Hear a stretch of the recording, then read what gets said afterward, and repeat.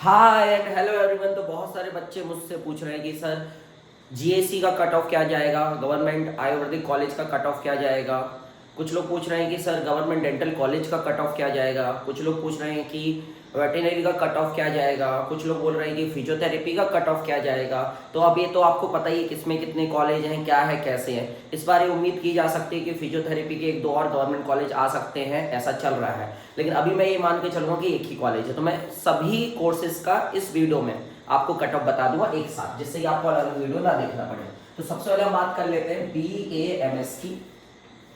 पहले हम ये लिख लेते हैं कि कौन कौन सी कैटेगरी है, फिर उसके बाद अपन बात करते हैं, ठीक है। तो अनरिजर्व, OBC, EWS, SC और ST।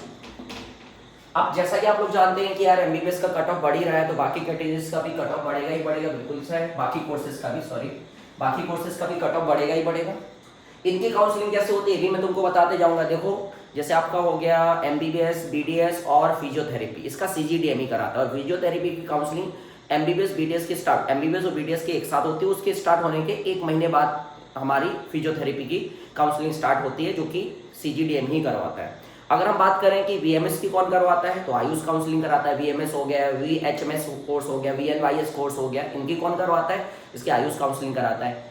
वेटनरी की कौन करवाता है, तो कामधेनु यूनिवर्सिटी पे होती है, वो मैं आपको बता दूंगा, ठीक है। उसके बाद क्या बच गया आपका BDS। तो BDS तो मैंने बता दिया MBBS के साथ ही होता है, ठीक है। तो सबसे पहले हम बात कर लेते हैं BMS कोर्स के लिए, फिर हम बात कर लेते हैं BDS कोर्स के लिए, गवर्नमेंट की हम बात करेंगे, ठीक है। फिर हम बात कर लेते हैं VVSC एंड AH कोर्स के लिए, मतलब वेटनरी कॉलेज की बात कर लेते हैं। एक ही कॉलेज है अंजोरा में, आपको पता है। और फिर हम बात कर लेते हैं कौन सा बच गया, BPT, है ना, फिजियोथेरेपी की बात भी कर लेते हैं। अब BMS की अगर हम बात करें तो मुझे लगता है कि अनरिजर्व में, क्योंकि चूंकि पेपर टफ आ रहे हैं तो बच्चे ड्रॉप लेना पसंद नहीं करते हैं, इसलिए उनको जो कॉलेज मिलता है वो ले लेते हैं वो। इसलिए मुझे इस बार लग रहा है कि इनके हायर साइड पे कट ऑफ होंगे। तो और MBBS का भी कट ऑफ बढ़ रहा है, तो इनके भी बढ़ेंगे ही कट ऑफ, ठीक है। तो मुझे लगता है कि अगर आपके 465 प्लस मार्क्स है तो आपको आराम से मिल जाना चाहिए सेकेंड राउंड या थर्ड राउंड तक, ठीक है। फिर आपके अगर OBC में 460 प्लस है, यहाँ पे 5-6 नंबर का डिफरेंस जाता है। EWS में अब उसका जा रहा है जैसे 445, तो इसका क्या जाएगा 430 या 425 प्लस है, तो मिल जाना चाहिए। अब SC की अगर हम बात करें तो उसका जा रहा है 410, तो इसमें जाना चाहिए मेरे हिसाब से 375 प्लस, या 380 ले लीजिए इसको सेफ साइड पे, और ये मान लीजिए आप 280 प्लस, ठीक है। जैसे कि आप लोग जानते हैं बायोलॉजी आसान था, इसलिए ST का कट ऑफ इतनी नंबर ऑफ सीट्स बढ़ने के बाद भी बढ़ गया है। ST के कट ऑफ को लेके बहुत सारे लोग गलत गलत इन्फॉर्मेशन देते रहते हैं। वो MBBS में ही बोल देते 280 चला जाएगा, 290 चला जाएगा, ऐसा नहीं होता है।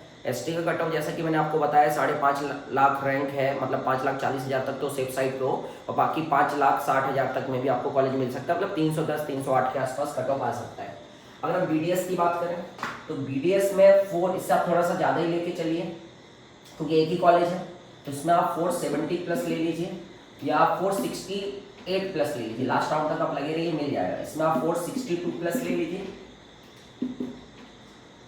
EWS है नहीं, SC में आप 380 ही ले लीजिए, है ना, क्योंकि कुछ लोग ये प्रेफर करते हैं, कुछ लोग ये प्रेफर करते हैं, डिपेंड करता है। और इसमें भी आप 285 ले लीजिए, इसमें ज़्यादा ही ले लीजिए थोड़ा सा, है ना, 282 ले लीजिए, ये मार्क्स है। अब अगर हम इसकी बात करें तो इसमें मुझे लगता है कि 455 प्लस, 450 प्लस, इसमें भी EWS नहीं है। SC की अगर बात करें तो 370 प्लस, और इसकी बात करें तो 270 प्लस में आपको VVSC एंड AH कोर्स मिल जाएगा। BPT की बात करें तो BPT में मुझे लगता है ये 445 प्लस, ये मानो आप 438 या 436 प्लस, अगर एक ही कॉलेज रहता है तो। और EWS तो इसमें भी नहीं है। SC का मान लीजिए आप 360 प्लस के आसपास है, 365 प्लस, इसमें मान लीजिए आप 265 प्लस। तो ये आपके कट ऑफ जा सकते हैं इन कोर्सेज के। तो आई होप मैंने इसमें सब कुछ बता दिया, इनकी काउंसलिंग कैसे होती है, कैसे आपको क्या करना है, वो भी इन्फॉर्मेशन आपको धीरे धीरे करके देते रहूँगा। चैनल को अगर आप सब्सक्राइब कर लेंगे तो आपको इन्फॉर्मेशन ऑन टाइम मिलते रहेगी। कब किसके रजिस्ट्रेशन स्टार्ट होते हैं? तो सबसे पहले तो एमबीबीएस और बीडीएस के रजिस्ट्रेशन स्टार्ट होते हैं। एमबीबीएस बीडीएस के मैंने बताया कि 40 दिन बाद या 45 दिन बाद स्टार्ट होंगे। मुझे लगता है 25 अगस्त या 30 अगस्त के आसपास होंगे। एक हफ्ते तक रजिस्ट्रेशन ओपन रहते हैं। उसके बाद 2-3 दिन बाद हमारी मेरिट लिस्ट आती है, अलॉटमेंट लिस्ट आती है और 6-7 दिन का टाइम मिलता है एडमिशन लेने के लिए। 6-7 दिन नहीं, 5 दिन का मन मिलता है, 5-6 दिन का मिलता है, ठीक है। और अब तो एडमिशन बहुत आसान होते जा रहा है, क्योंकि पहले जैसे होता था तो तुम्हें डीडी बनवाना होता था फीस देने के लिए, लेकिन आजकल तो यूपीआई से भी बहुत सारे कॉलेजेस फीस ले लेते हैं। तो राजनांदगांव तो यूपीआई से ले लेता है, बिलासपुर जेएनएम रायपुर भी ले लेता है, ये सब ले लेते हैं। बाकी कुछ लोग अभी भी डीडी बनवाते हैं, तो डीडी में थोड़ा सा टाइम लगता है। बाकी तो एडमिशन दिन पे दिन और आसान होते जा रहा है, ठीक है। इनकी काउंसलिंग मैंने बता दिया, इसकी सीजीडीएम ही कराएगा, इसकी अलग से होगी काउंसलिंग, मैं आपको बता दूंगा। बीडीएस की काउंसलिंग तो एमबीबीएस के साथ चलेगी।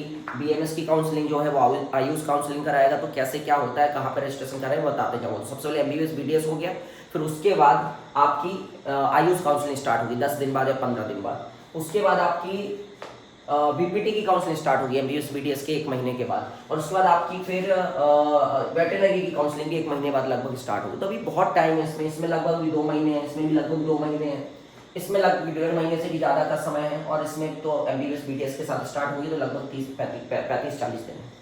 तो यही इन्फॉर्मेशन मुझे इस वीडियो के माध्यम से देनी थी। इनकी फीस भी होती है, जैसे इसकी 500 रुपये होती है, और इसकी नहीं होती अगर एमबीबीएस बीडीएस में तुमने फीस देख के रखी तो बीपीटी के लिए अलग से नहीं देनी पड़ेगी।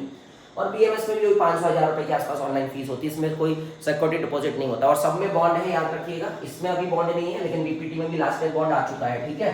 और बीएमएस में तो पहले से था ही था। और बीडीएस में भी बॉन्ड है 5 लाख का।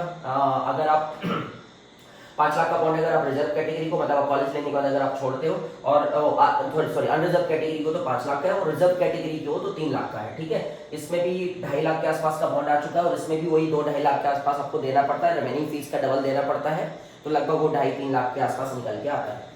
तो यही इन्फॉर्मेशन इस वीडियो के माध्यम से देनी थी। मिलते हैं कभी किसी और दिन किसी अन्य वीडियो के साथ। जब तक अपना ख्याल रखिएगा। शुभ रात्रि।